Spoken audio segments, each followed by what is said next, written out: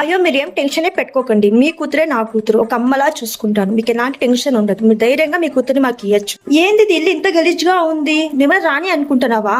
మీకేమైనా పూలహారాలు ఇచ్చి సన్మానం చేయాలా? లేచిపోయి పని చూడిపో. థూ.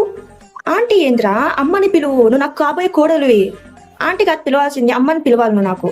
ఏంది నువ్వు పదే పదే అమ్మ అమ్మ అని అనుకుంటా? నువ్వు నాకేం పుట్టలేదు, లేకపోతే నేను నిన్నేం కనలేదు. నువ్వు జస్ట్ నా కోడలు అంతే. ఆంటీ అని పిలువు. ఏంది అమ్మ అమ్మని పిలుచుకుంటా ఉంటా ఎప్పుడు చూసి? మా ఇంట్లో పని చేయాల్సిన అవసరమే లేదు. ప్రతి పనికి మా ఇంట్లో ఒక పని మనిషి అయితే ఉన్నారు. సో వాళ్ళే చేసుకుంటారు పని మొత్తం. మీ అమ్మ ఏ పని చేయాల్సిన అవసరమే ఉండదు. దో పోయేసి ఇల్లు తుడుచుకో, ఇల్లంతా క్లీన్ చేయపో. నువ్వు ఉండగా ఎందుకు పని మనుషులు? పోయేసి ఇల్లంతా క్లీన్ చేయపో. పని మనుషులతో నేను తీసేస్తున్నాను. నువ్వు పని చేయలేకపోతే నీకు చెప్తా. ఏంది కట్నమా? మాకు ₹1 కట్నం వద్దండి. మీ అమ్మాయి ఉంటే చాలు. మీ అమ్మాయి మాకు పెద్ద కట్నం. మాకు ₹1 కట్నం అయితే అవసరం లేదు. నువ్వేం ఇంటి నుంచి కట్నం తీసుకురాలేదు, లేకపోతే మీ అమ్మ నీకేమి వస్తువులు ఇచ్చి పంపించలేదు. ఇది మొత్తం నా కొడుకు నీకు సంపాదించి పెట్టిండేది. కాబట్టి నువ్వుకి బిల్డప్ అంతా ఇచ్చుకోవద్దు. మా అమ్మలు ఇచ్చినారు, మా నాన్నలు ఇచ్చినారు అనేసి.